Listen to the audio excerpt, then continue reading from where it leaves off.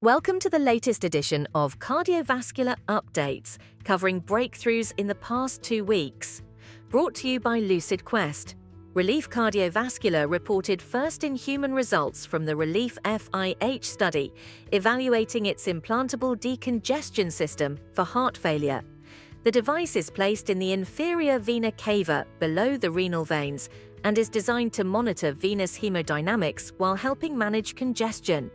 In 8 participants across 3 European sites, investigators reported 100% procedural success, no device-related adverse events at 30 or 90 days, and strong agreement between device measurements and right heart catheterization data.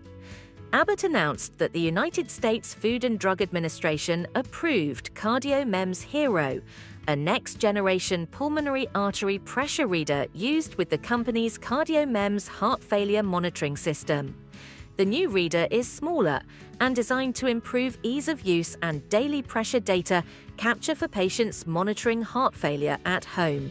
The National Institute for Health and Care Research and the British Heart Foundation launched a national consortium aimed at addressing cardiovascular disease inequalities across the United Kingdom.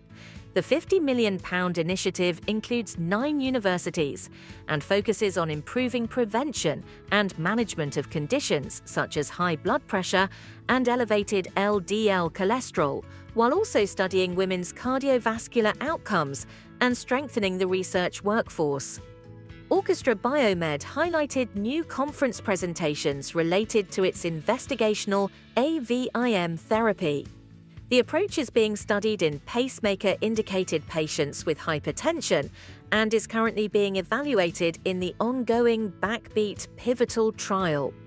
Pilot data presented by the company suggested sustained reductions in systolic blood pressure and potential improvements in hemodynamics, ventricular remodeling, and diastolic function. Singapore's Ministry of Health plans to introduce an artificial intelligence tool called ACE AI as part of the Healthier SG initiative.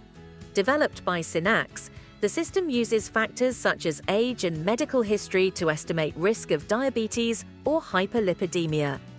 Individuals identified as higher risk may transition from screening every 3 years to annual cardiovascular risk assessments, starting from early 2027. Researchers at King's College London reported results from the Rapid Miracle study, evaluating the Miracle 2 scoring system for predicting neurological outcomes after out-of-hospital cardiac arrest. The team found that a pre-hospital version of the score, including a simplified form without a blood test, could be used by paramedics after return of spontaneous circulation and showed near comparable predictive accuracy.